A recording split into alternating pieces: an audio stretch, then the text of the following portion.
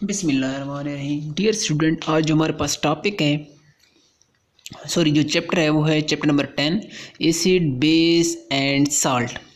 सबसे पहले मैं बताऊं concept of acid and base. Acid एक ऐसी चीज़ होती है जो आप लोगों को वैसे ही मालूम होगा कि जो जो तेज़ाबियत खासियत रखती हैं आप उसको एसिड बोलते हैं, और जो एसासियत खासियत रखते हैं आप उसको बेस बोलते हैं। करैक्टरिस्टिक प्रॉपर्टी में सबसे पहले हमारे पास जो आ जाता है उसमें इसका जो एसिड और बेस के हिसाब से अगर हम उनको देखें तो सबसे पहले जो आता है वो एसिड का टेस्ट कैसा होता है। वो होता है सोर टेस्ट होता है। मतलब क्या है, जिस तरह कोई चीज़ खट्टी होती है, नींबू वगैरह, ये सोर टेस्ट में आते हैं। और बिटर फील स्लिपरी, इसका मतलब ये होता है कि आप उसको, यानी कि जिस तरह दही वगैरह का जैक होता है, स्लिपरी फील होता है अगर आप उसको टच करें तो। सेकंड, लिटमस पेपर पे उनका क्या असर होता है। अगर आपके पास एक बीकर में एसिड पड़ा हो और बेस पड़ा हो तो आप क्या करेंगे, अगर उसमें लिटमस पेपर डालेंगे तो लिटमस पेपर क्या हो जाएगा, रेड हो जाएगा। ठीक है। और जो बेस होगा तो उसमें लिटमस पेपर ऑटोमेटिकली आपके पास ब्लू में कन्वर्ट हो जाएगा, यानी कि कलर उसका ब्लू हो जाएगा। उसके बाद कंसनट्रेटेड फॉर्म में क्या, कंसनट्रेशन फॉर्म में एसिड जो होते हैं वो आपके पास क्रूसिव होते हैं, और बेस आपके पास क्या होते हैं, नॉन क्रूसिव हो जाते हैं। यानी कि आपके पास क्रूसिव और नॉन क्रूसिव कंसनट्रेटेड फॉर्म में एसिड और बेस होते हैं। आप उस हिसाब से क्या कर सकते हैं, उनको डिफ्रेंशिएट कर सकते हैं। आपके पास जितने भी एसिड होते हैं वो कंडक्टर कब होते हैं, जब वो एक्वस सॉल्यूशन में हो। अगर एक्वस सॉल्यूशन के अलावा बाकी जो दो हालतें हैं, गैस हो गई और सॉलिड हो गया, उस सूरत में ये क्या होते हैं, नॉन कंडक्टर होते हैं। दोबारा सुन लें, कंडक्टर हमेशा ये एक्वस सॉल्यूशन फॉर्म में होंगे, लिक्विड फॉर्म में, एक्वस लिक्विड फॉर्म में। इसी तरह बेस भी आपके पास कंडक्टर एक्वस सॉल्यूशन फॉर्म में होंगे, यानी ये जो प्रॉपर्टी दोनों की सेम है। ठीक है। तो ये क्वेश्चन आ सकता है, right the properties of acid and base. तो आप ये 4 पॉइंट लिख सकते हैं। उसके बाद आगे चलते हैं। आगे आ जाता है हमारे पास आर्हेनियस कंसेप्ट के मुताबिक एसिड और बेस की डेफिनेशन, या हम उनको एक्सप्लेन कैसे करते हैं आर्हेनियस कंसेप्ट के मुताबिक। ये आर्हेनियस कंसेप्ट कब हुआ, 1787 के अंदर। आर्हेनियस के मुताबिक एसिड की डेफिनेशन इसी इक्वेशन के ज़रिए मैं आपको समझाता हूँ कैसे। आपके पास HA, ये एक वैसे मैंने कंपाउंड लिया। जब भी आप HA को वाटर के अंदर हल करेंगे, डिसोसिएट करेंगे, तो वो कन्वर्ट होगा H पॉजिटिव और A नेगेटिव के अंदर, H पॉजिटिव और A नेगेटिव। सेकेंड एग्जाम्पल में लिए HCl, ये आप सारों को पता है ये एसिड होता है। फिर भी आर्हेनियस के मुताबिक एसिड को हम यानी कैसे एक्सप्लेन करते हैं, जब भी आप एसिड को वाटर के अंदर डिसोसिएट करेंगे वो आप क्या देगा, H पॉजिटिव देगा। जब भी आपको कोई कंपाउंड H पॉजिटिव दे तो वो क्या कहलाता है, एसिड कहलाता है। जैसे ऊपर वाले उसने H पॉजिटिव दिया, एसिड कहलाता है। बेस क्या होता है, बेस आपके पास सेम चीज़ होती है। जब भी आपके पास आप कंपाउंड को वाटर के अंदर डिसोसिएट करेंगे वो आपको क्या देगा, OH नेगेटिव, OH नेगेटिव। यानी कि आपके पास ऐसे कंपाउंड जिनको आप वाटर के अंदर डिसोसिएट करें और आपको OH नेगेटिव दें, वो क्या कहलाते हैं, बेस।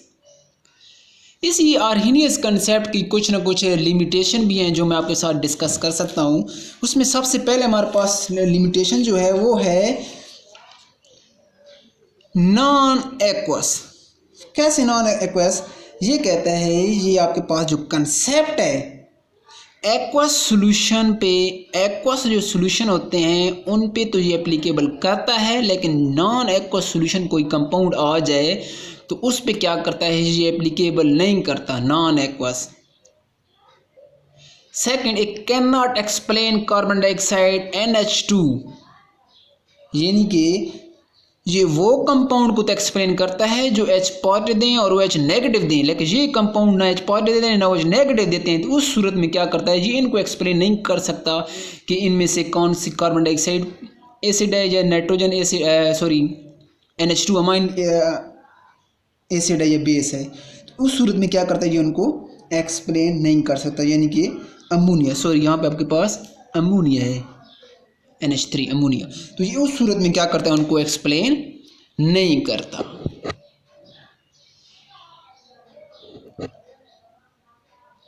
उसके बाद आपके पास आ जाता है सेम लॉरी ब्राउन कंसेप्ट है हमारे पास। ये कैसे एसिड और बेस को एक्सप्लेन करता है, तो सबसे पहले हमारे पास ये इसने कंसेप्ट कब 1923 के अंदर ये इसने कंसेप्ट दिया।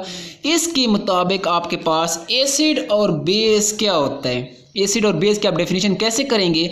यहाँ पे देखिए आपके पास एसिड, तो मैंने इक्वेशन से आपको समझाता हूँ। HCl NH3 NH4 पॉजिटिव और Cl नेगेटिव प्रोडक्ट बने। बेस की मैंने सेम इक्वेशन लिखी। अब यहाँ पे देखें HCl NH3 NH4 positive Cl negative. Lowry Bronsted के मुताबिक एसिड ऐसा कंपाउंड होता है जो H पॉजिटिव क्या कर देता है, डोनेट कर देता है। आप इसको ये भी बोल सकते हैं या प्रोटॉन डोनेट करता है, या प्रोटॉन डोनेट करता है। एसिड प्रोटॉन डोनेट करता है, बेस एक्सेप्ट करता है प्रोटॉन। अब यहाँ पे देखें इसने क्या किया, H पॉजिटिव इसको दिया HCl ने, तो इसका मतलब है HCl ने क्या किया, डोनेट किया। तो HCl ने डोनेट किया तो उसका मतलब क्या है, ये एसिड है। NH3 ने यहाँ पे क्या किया, एक्सेप्ट किया, उस क्या बन गया, NH4 पॉजिटिव बन गया। तो इसने यहाँ पे क्या किया, एक्सेप्ट किया, तो यहाँ पे NH3 बेस है, HCl क्या है, एसिड है। तो ये आपके पास सेम है, यानी कि एसिड और बेस। अब यहाँ पे देखिए NH4 पॉजिटिव, ये आपके पास क्या बन जाएगा, कॉन्जुगेट एसिड। कॉन्जुगेट एसिड एक ऐसी स्पीशीज होती है जो प्रोटॉन को एक्सेप्ट करती है किसी बेस से, accepting of proton by base, यानी कि जब बेस प्रोटॉन को एक्सेप्ट करता है तो वो कॉन्जुगेट एसिड बन जाता है। और एसिड जब प्रोटॉन को लीव कर देता है, यानी कि आप कह सकते हैं कि डोनेट करता है, तो उस सूरत में क्या करता है, वो आपके पास कॉन्जुगेट बेस बन जाते हैं। इसी तरह हमारे पास एम्फोटेरिक होते हैं, कुछ ऐसे कंपाउंड होते हैं जो एज वेल एज एसिड के तौर पर भी काम करते हैं और एज वेल एज बेस के तौर पे भी काम करते हैं। एसिड और बेस के तौर पे जो दोनों काम करते हैं, यानी कि हमें कभी कभार वो एसिड बन जाते हैं, कभी कभार वो बेस बन जाते हैं, उसको हम लोग एम्फोटेरिक कहते हैं। फॉर एग्जांपल H2 NH3, इसमें हमें नहीं पता कौन सा एसिड है कौन सा बेस है, तो वो आपके पास NH4 पॉजिटिव और OH नेगेटिव आपके पास आ जाते हैं। इसी तरह आपके पास Lewis concept of acid and base 1923 के अंदर ये कंसेप्ट आया हमारे पास ल्यूइस। इसके मुताबिक ये बड़ा इजी सा है कि आपके पास एसिड क्या होता है, जो इलेक्ट्रॉन का जो पेयर होता है यानी कि जोड़ा, उसको अगर एक्सेप्ट कर ले ऐसा कंपाउंड तो आपके पास एसिड बन जाता है। अगर वो पेयर उसको डोनेट कर दे तो उस दौरान क्या हो जाता है, वो आपके पास बेस बन जाता है। मैंने एग्जाम्पल यहाँ पे दिए BF3, ये आपके पास किसका फार्मूला है, BF3, ये देखिए आपके पास, और ये आपके पास क्या है NH3।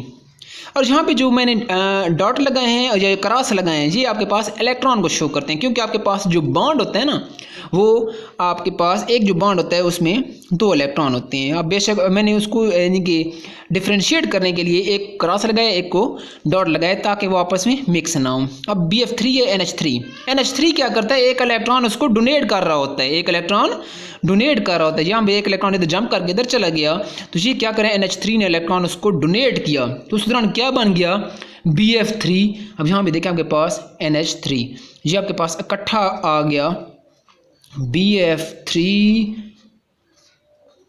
NH3, ये इस सूरत में आपके पास कंपाउंड बन जाता है BF3 NH3।